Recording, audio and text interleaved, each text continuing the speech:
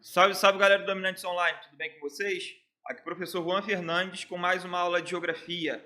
E no tema desse vídeo, vamos falar sobre regionalização brasileira, tá? Aqui a gente vai falar sobre a primeira regionalização, né, usada, difundida no território nacional, mas vamos focar principalmente na regionalização oficial, perfeito?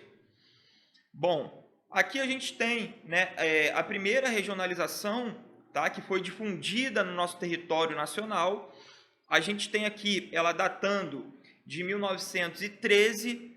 Qual era a ideia dessa regionalização? Tá? Era uma regionalização pautada principalmente em aspectos naturais, perfeito?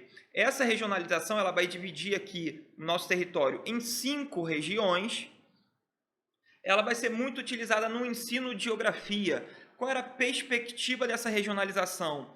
Bom, a gente sabe, né, que economicamente a gente adquiriu um padrão ali, né, o que a gente chama de uma característica de arquipélagos econômicos, onde as regiões do Brasil elas não tinham uma conexão, tá? Então essa falta de conexão vai dar para a nossa população uma característica desconexa, tá? Então, por exemplo, a pessoa que está localizada na região meridional, ela não vai ter conhecimento, né? Lembrando que a gente está falando de 1913, então não tinha celular, não tinha internet, você não usava uma barra de pesquisa no seu computador, no seu celular, para conhecer as outras regiões, tá? Então tudo era utilizado a partir, né, de conhecimento, de materiais didáticos, de livros. Tá? Então, os alunos, das pessoas que se concentravam, por exemplo, na região meridional, não tinham conhecimento da região setentrional. Tá? Então, a ideia era estimular isso no ensino de geografia para que houvesse ali uma abordagem mais completa do nosso território, das características do nosso território, tá? E também para que essas pessoas tivessem uma noção da totalidade do nosso território, beleza? Criando assim um aspecto, ou melhor, gerando nesse contexto aqui uma maior compreensão de nação, tá? De uma unidade territorial, perfeito? Então, o aspecto natural ele vai ser muito importante dentro dessa lógica. Lembrando, né, aspectos naturais, porque dentro dessa perspectiva aqui, a gente não vai ter pesquisas a respeito de população, né, de economia, beleza? Então, a gente não vai ter tantas pesquisas, a gente não vai ter o IBGE nesse contexto, perfeito? Então, a gente vai ter essa regionalização aqui pautada principalmente no ensino de geografia. Bom, aqui a gente tem a regionalização oficial da década de 40, tá? Criada pelo Instituto Brasileiro de Geografia e Estatística, o IBGE, que foi criado em 1936, beleza?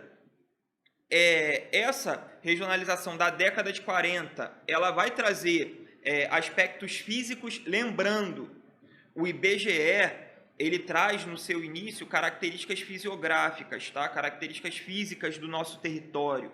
Então, a região ela vai se articular, tá? De acordo com a interpretação da pessoa ou do órgão que está regionalizando ela. A gente vai discutir outras regionalizações em outros vídeos. A gente tem outras regionalizações em outros vídeos. Aqui a gente está falando da regionalização oficial, tá? Proposta pelo IBGE. Mas a regionalização ela vai mudar. A gente vai perceber, por exemplo, estados se deslocando de uma região para outra. Tá? Tudo isso depende da característica de quem está estudando e quem está propondo essa regionalização do território. Aqui a gente tem, né, as regiões divididas em norte, nordeste, centro, sul e região este. Tá?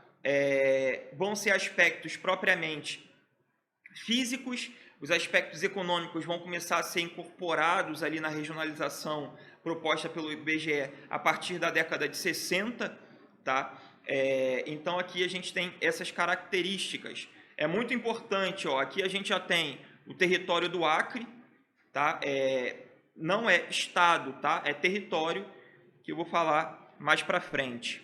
Bom, aqui a gente tem uma divisão regional já de 45 e é muito importante aquela ali do início da década de 40, essa aqui é a divisão regional de 45, porque aqui a gente vai ter uma grande quantidade de criações de território, tá? Então, por exemplo, a gente vai ter a criação do território de Fernando de Noronha, tá? A gente tem a criação do Amapá, Rio Branco, Guaporé, Ponta Porã e Iguaçu, tá? Então, são territórios criados, beleza? Esses territórios, se vocês observarem no mapa, são territórios de áreas de fronteira. Como funcionava essa criação de território? Esses territórios, eles foram criados, tá? E eles tinham uma conexão, ou seja, eram territórios que eram planejados, perfeito? E eles ficavam diretamente conectados às políticas públicas desses territórios, elas ficavam conectadas diretamente ao governo federal. Tá? Então, a gente não vai ter aqui, por exemplo, a burocracia, né, de governo de estado e governo federal, por exemplo, de município, estado e governo federal. Aqui a gente tem a criação desses territórios que eles vão contemplar os interesses do governo federal diretamente. E por isso eles são criados em áreas de fronteira, beleza? Porque nesse contexto aqui, a gente tem um contexto de baixíssima integração territorial ainda. O Brasil está tentando superar, né, essa fragilidade, tá?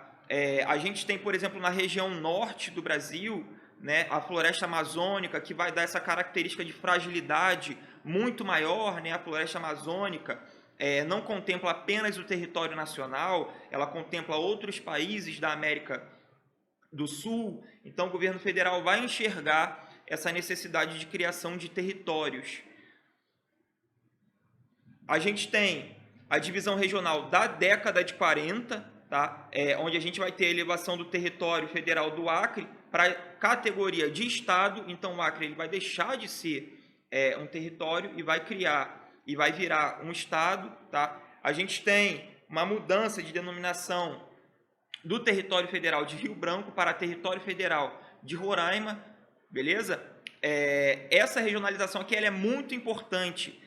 Lembrem sempre disso, tá? A divisão regional da década de 70, ela vai trazer aspectos de regionalização da regionalização atual, dessa última regionalização que a gente estuda. Percebam o nome: Norte, Nordeste, Sudeste, Sul e Centro-Oeste, beleza? Então, são as macro-regiões que a gente estuda até hoje, com composições diferentes. A gente percebe aqui, ó, o Mato Grosso, um único estado, Goiás, tá? Ainda não foi dividido, beleza?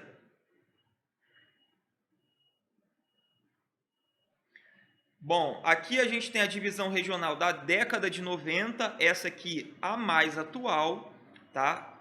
Onde a gente percebe essas grandes regiões, essas macro-regiões, beleza? A gente vai ter aqui, nesse contexto, uma elevação do território de Rondônia, tá? A categoria de estado, com uma lei de 81. A gente tem uma criação do estado de Tocantins e elevação de territórios federais de Roraima e de Amapá com a Constituição de 88, extinção do território federal de Fernando de Noronha e anexação, tá, ao estado de Pernambuco, beleza? Então, aqui a gente já tem a configuração atual do nosso território, ó, Tocantins, sendo criado e anexado à região norte do Brasil. E é muito importante isso, tá? Essa anexação do Tocantins à região norte e não à região centro-oeste e nem à região nordeste, por conta dos interesses econômicos, dos constantes investimentos, tá? Principalmente nas atividades mineradoras da região norte, tá? Então, o governo Tocantins visava receber esses investimentos, esses estímulos ao desenvolvimento, beleza? De infraestrutura e tudo mais, que eram muito importantes, muito significativos na região norte do Brasil. Beleza, galera? Então é isso. Tchau, tchau. Até a próxima.